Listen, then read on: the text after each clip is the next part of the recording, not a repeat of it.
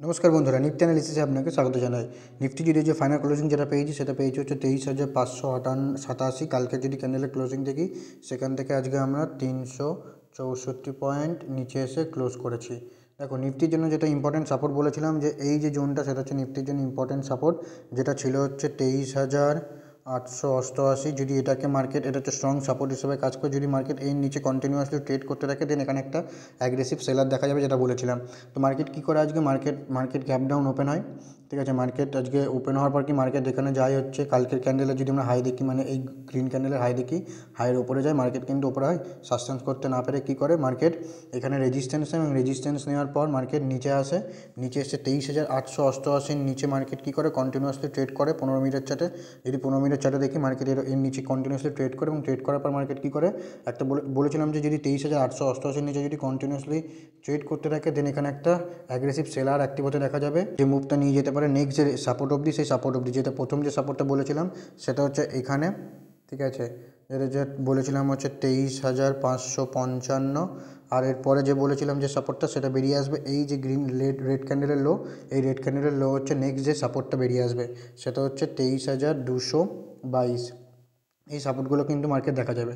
তো মার্কেট কী হয় আজকে গ্রিন ক্যান্ডেলের নিচে সাস্টেন করতে থাকে, মানে কালকের ক্লোজিংয়ের নিচে সাস্টেন করতে থাকে, মানে দে হাইয়ের নিচে সাস্টেন করতে থাকে, এবং হওয়ার পর মার্কেট কী করে সাথে এই যে সাপোর্ট ছিল এই সাপোর্টটাকেও মার্কেটের নিচে কন্টিনিউয়াসলি ট্রেড করতে থাকে। দেন এখান থেকে একটা অ্যাগ্রেসিভ মুভ দেখা যায়, যে মুভটা ডাউন সাইডে হয়, এবং যেটা মার্কেট কোথায় নিয়ে আসে, যেটা নিয়ে আসে 23,587। যদি দেখি মার্কেট এই যে সাপোর্টটা যেটা 23,555 এর উপরেই কিন্তু মার্কেট আজকে ক্লোজিং দেয়। ঠিক আছে, দেখো নিফটির জন্য এখন যে নেক্সট যে মুভ বেরিয়ে আসছে ডে চার্টে সেটা হচ্ছে এই যে লো লাগিয়েছিল, এই লো হচ্ছে নিফটির জন্য নেক্সট মুভের জন্য মার্কেট তৈরি হতে পারে। তো নিফটির জন্য রেজিস্ট্যান্স কি বলেছিলাম, নিফটির জন্য রেজিস্ট্যান্স ছিল হচ্ছে এই যে জোনটা, সেটা হচ্ছে নিফটির জন্য রেজিস্ট্যান্স ছিল, প্লাস কালকের এই যে রেড ক্যান্ডেল, এই রেড ক্যান্ডেলের লো কিন্তু রেজিস্ট্যান্স হিসেবে নেবে। যদি দেখি এই লোটা প্রায় সমান এখানে। ঠিক আছে, যদি এই লোটা দেখি সেটা হচ্ছে 24,222 হচ্ছে স্ট্রং রেজিস্ট্যান্স ছিল। মার্কেট কী করে এই রেজিস্ট্যান্সের নিচে কিন্তু মার্কেট কন্টিনিউয়াসলি থাকে। ঠিক আছে, যেহেতু গ্যাপ ডাউন করার পর মার্কেট কিন্তু গ্যাপটাকে ফিল করতে যায়নি, এবং গ্যাপটাকে ফিল করতে না গিয়ে কী করে মার্কেট এই যে সাপোর্টটা ছিল এই সাপোর্টের নিচে মার্কেট কিন্তু কন্টিনিউয়াসলি ট্রেড করে, এবং এখান থেকে যেটা বলেছিলাম যে একটা অ্যাগ্রেসিভ সেলার অ্যাক্টিভ হতে দেখা যাবে। যে নেক্সট যে মুভটা নিয়ে আসবে সেটা হচ্ছে এই যে ডে চার্টে এই অবধি মার্কেটের মুভ আসতে পারে, যেটা 23,222।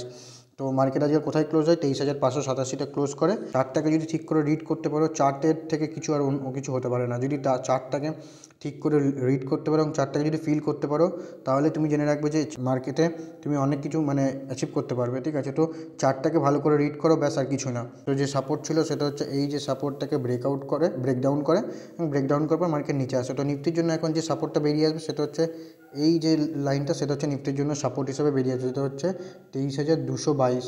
এটা নিফটির জন্য একটা স্ট্রং সাপোর্ট হিসেবে কাজ করে। যদি এর নিচে কন্টিনিউয়াসলি ট্রেড করতে থাকে দেন নেক্সট যে মুভ বেরিয়ে আসবে সেটা হচ্ছে 23,122, এবং এর নিচে যদি থাকে তাহলে নেক্সট যে সাপোর্ট বেরিয়ে আসবে সেটা হচ্ছে 23,033।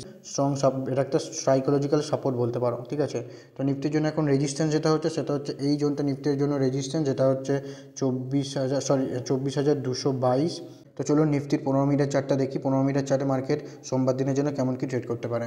15 মিনিটের চার্টে দেখি নিফটির জন্য 15 মিনিটের চার্টে যে সাপোর্টটা বেরিয়ে এসেছিলো সেটা হচ্ছে এই যে গ্রিন ক্যান্ডেলের লো, সেটা হচ্ছে নিফটির জন্য সাপোর্ট ছিল। আর রেজিস্ট্যান্স কোনটা ছিল, এই যে গ্রিন ক্যান্ডেলের হাই, এই গ্রিন ক্যান্ডেলের হাই কিন্তু রেজিস্ট্যান্স ছিল নিফটির জন্য।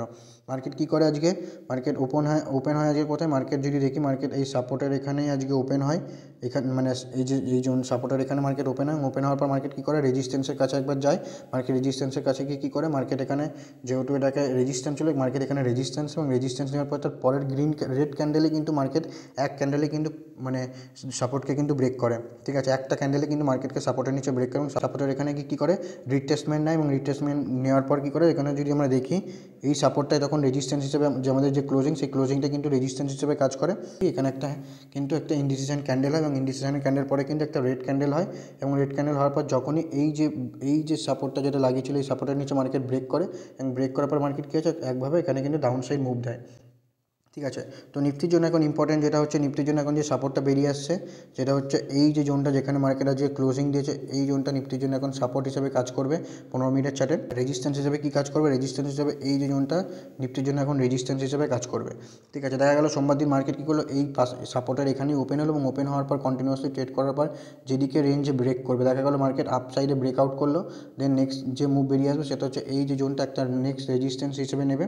ঠিক আছে, তারপরে যদি আমরা দেখি, তারপরে যদি যে নেক্সট রেজিস্ট্যান্স বেরিয়ে আসবে সেটা হচ্ছে এইখানে, যেটা বলেছিলাম হচ্ছে 23,888, যেটা আমাদের সাপোর্ট ছিল, সেটাই আমাদের কিন্তু যখনই ব্রেকডাউন করে এই লেভেলটাকে তখন এটা কিন্তু রেজিস্ট্যান্স হিসেবে নিতে পারে, রেজিস্ট্যান্স হয়ে যায়।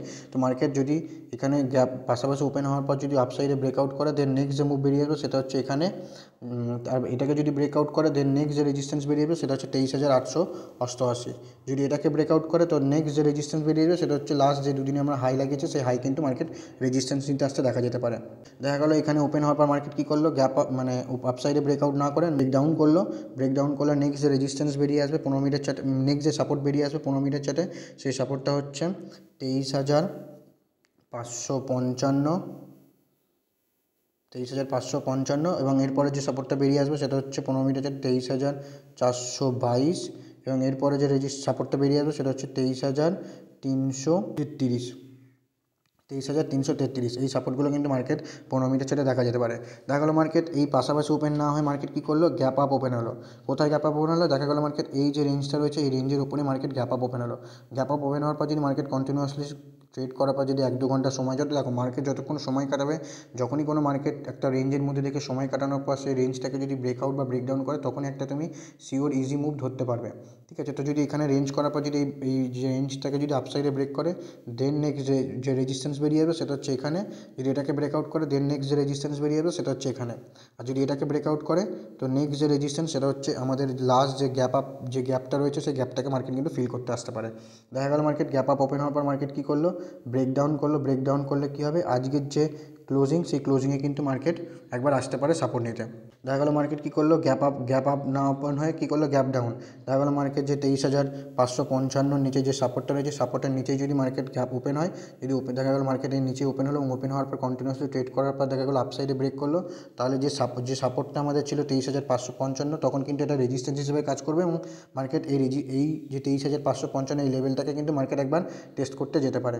ঠিক আছে, যদি আপসাইডে ব্রেকআউট করে। যদি দেখা গেলো ডাউন সাইডে ব্রেকডাউন করে তো নেক্সট যে মুভগুলো বেরিয়ে আসবে সেগুলো, এই মুভগুলো কিন্তু মার্কেটে বেরিয়ে আসতে পারে। যারা এখনও আমাকে ইনস্টাগ্রামে ফেসবুকে ফলো করেনি, লিঙ্ক ডেসক্রিপশানে দেওয়া আছে, অবশ্যই ফলো করে নিন, এবং ওখানে আমি ছোটো ছোটো ভিডিও বা ক্লিপ ইম্পর্টেন্ট যেগুলো সেগুলো আমি কিন্তু আপলোড করতে থাকবো। যদি ভিডিওটি ভালো লাগে থাকে অবশ্যই লাইক এবং কমেন্ট করে জানাবেন। দেখা হচ্ছে পরের ভিডিওতে, ততক্ষণ ভালো থাকবেন, সুস্থ থাকবেন।